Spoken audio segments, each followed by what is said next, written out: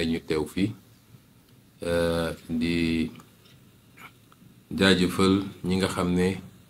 ñoo organisé ndaje bi nga xam ne ci ñetti fan daanaka ajjuma ba léegi ñu ngi lëlu fii di waxtaan ñoom ci li jëm ci assemblée nationale bi mooy suñu député yu bees yi nga xam ne ci coobare yàlla mu jaarale ko ci wotu sénégalais jox nañ ñu ci 130 sur 165 muy la am solo ñuy dellu di gërëm askanu Sénégal waaye dinaa ci dellu siwaat ndax dama doon xaar ba conseil constitutionnel génne résultat yi ma doog a def point de presse pour jaajëfal réew mi waaye surtout waxtaan ak ñoom ci li ñuy dëgmal ak fi ñu jëm waaye jàppoon nañ ni balaa sax ñuy dugg ci élection yi laa ne ay bu ñu duggee ci élection yi balaa sax résultat yi di génn la ñu jot a xayma ci li ñu war a am ci député il faut ñu yóbbu leen ñu dem ñu waxtaane li nga xam ne mooy assemblée nationale ndax ñu ci bëri ci ñoom ci 130 yi defe naa gën saa gudd une vingtaine ñoo nekkoon assemblée ñi ci des ñëpp député yu bees lañ donc baax na ñooñu ñu mun leen a tàggat ci nu mu gën a gaawee ba bu ñu ubbee assemblée rek ñoom dinañu xam déjà la ñu war a def ak nuñ ko war a defee kon ñuy féliciter Ayib ci ak équipe yi mu liggéeyal yépp ci parti bi waaye di féliciter également di remercier ñi nga xam ne bàyyi nañu seen jot bàyyi seen lépp ñëw jàpp ci liggéey bi andi seen xam-xam ak seen temps pour participer ci formation boobu doyen Mamadou la Diallo ngi ni juriste yaa ngi fi ñoom maître Ndiaye ñoom maître Mboup ak ñeneen ñoom ñëpp ñëw nañu jàpp ci liggéey bi te jàpp naa ni ci li ma dégg fii ñoom ñii nga xam ne ñoo bénéficier ci formation bi am nañ ci satisfaction bu baax kon lii buñ ko defee nag li muy firndeel rek mooy wax Sénégalais ni assemblée nationale moom bu soobee yàlla bis ni ki tey dinañu xam lan mooy njëriñu assemblée nationale ci réew mi mooy conception biñ ci amoon ni assemblée nationale amul solo amul njëriñ dañ fee bu ay nit di leen fay xaalis di leen jox carburant te kenn xamul lan mooy seen utilité ci réew mi loolu moom bis ni ki tey jeex na te parti bi dina fexe ba muy assemblée nationale muy beneen institution li nga xam ne moo taxoon ñun ñu sonn ak di xeex li taxoon ba Sénégal yu bari soobu ci xeex bi ba ñenn ñi seen bakkan rot na ci ñenn ñi seen liggéey yàqu na ci ñenn ñi dugg nañ ci kaso saa su ne rek ci li ñuy def suba ba ngoon jot ci li ñu yàlla dénk na méngoog loolu parce que loolu rek mooy tax noonu rek la ñu mën a delloo njukkal ñooña loolu nag day doore ci assemblée nationale doore nañ ko ci pouvoir exécutif bi ñu koy rek léegi teg ko ci jubal ak jubbanti ci njiital président Bassirou Diomaye Faye waaye ñëpp xam nañ ni kuy gouverner soo yoree pouvoir exécutif tam soxla nga assemblée nationale sinon dina xaw a jafe kon loolu dañ koy wéyale ci assemblée nationale bi mooy député bu ne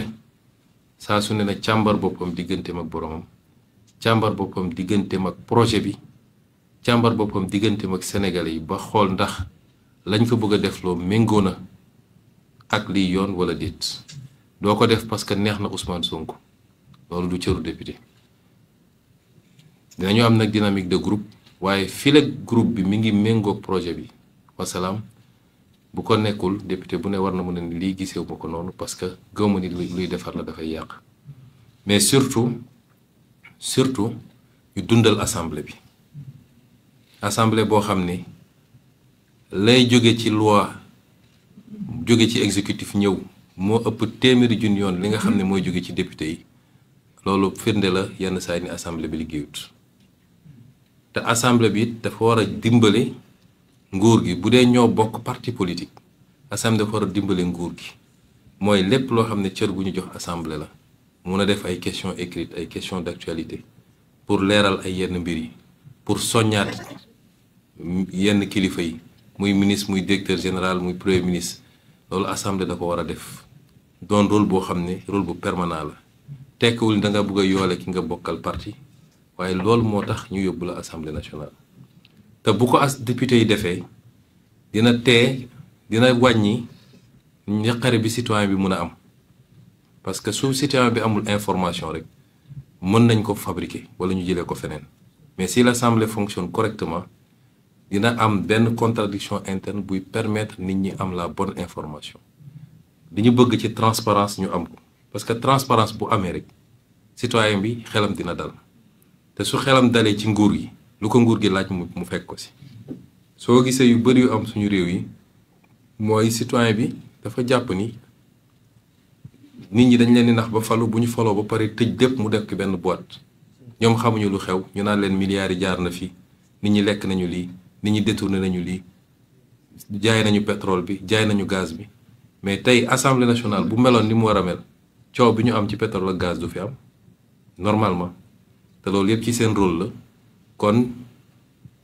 bu ñu jàpp ni assemblée bi bokk na même coloration politique ak exécutif rek day ñëw nekk assemblée boo xam ne tàccu la fi nekkee ak nelaw ak yeewu sénégalais yi wóolu nañ leen pour yóbbu leen assemblée nekkal leen fi sénégalais yi balaa ngeen fi nekkal ma Samba ak ma Demba bu dee nag ñun ñëpp fexe nañu ka nekk exécutif ka nekk législatif ak ka nekk feneen bu ñu fexee ba ñoom ñëpp ñu nekkal fi sénégalais yi defe naa ànd bi day yomb rek et dinañu am résultat yi ñu bëgg kon ñu ngi leen di féliciter yéen ñëpp ci seen élection et remercier tous ceux qui ont contribué à l'organisation de ce séminaire. M. Aïb Dafé, le secrétaire général du parti, également élu, et toute l'équipe qui a travaillé avec lui. Je remercie également tous les participants, les formateurs, le doyen Mamadou Lamine Diallo, tous ceux qui ont animé des modules et qui ont permis aux élus, en tout cas, de bénéficier d'un premier jet de formation qu'ils semblent avoir tous beaucoup apprécié sur toutes les thématiques relatives à l'Assemblée nationale, l'installation du bureau et des autres organes de l'Assemblée nationale, le vote de la loi de finances, le contrôle de l'action du gouvernement, la haute cour de justice. Toutes les questions ont été traversées et ce n'est qu'une première formation qui sera suivie, Inch'Allah, régulièrement d'autres séances de formation. Si on a fait ça, c'est pour mettre l'accent dès l'entame sur l'importance que nous accordons à cette institution qui me semble être centrale, me semble être le poumon de la vie démocratique d'un pays. C'est pourquoi j'avais dit d'ailleurs dans le débat qui avait été agité sur le statut du chef de l'opposition que c'est la représentation parlementaire qui, en principe, doit déterminer le statut du chef de l'opposition parce que le débat politique se tient de manière continue au-delà des élections à l'Assemblée nationale. Et nous considérons que l'Assemblée nationale doit enfin être rehaussée au niveau qui devait être le sien depuis très longtemps, indépendamment de l'identité, de la convergence des identités politiques entre les colorations politiques entre l'Assemblée nationale et l'exécutif. Le député est avant tout un député du peuple. Et même dans cette configuration-là, le député est là pour servir un projet, le projet que nous avons tous en commun et pour lequel nous sommes beaucoup battus. Et je pense que les députés ici présents comprennent très bien cet enjeu et sauront être fidèles à ce projet, indépendamment des enjeux, pouvoir être toujours au service du projet, c'est-à-dire être au service du peuple sénégalais. Cette assemblée doit réconcilier les Sénégalais avec l'organe parlementaire, qui est conçu comme un appendice simplement, un lieu d'applaudissement comme ils appellent ça. J'exhorte chacun et chacune de ces députés à ne jamais oublier pourquoi il a été envoyé à l'Assemblée par le peuple sénégalais et être au service évidemment de la nation. Donc, je n'avais pas envisagé de faire une sortie tout de suite. J'attendais la programmation des résultats définitifs par le Conseil constitutionnel pour m'adresser aux Sénégalais, pour les remercier d'abord de la confiance qu'ils ont accordée à la liste de Pastef, mais également pour dégager un certain nombre d'orientations à partir de maintenant où les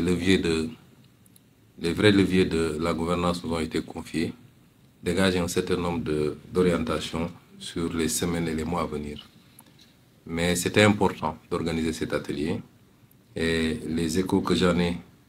qui sont rapportés par l'ensemble des députés, mais également par ceux qui ont animé ces différentes sessions, nous rassurent qu'on a eu raison de le faire et que régulièrement le parti s'organisera pour pouvoir réitérer ce genre d'exercice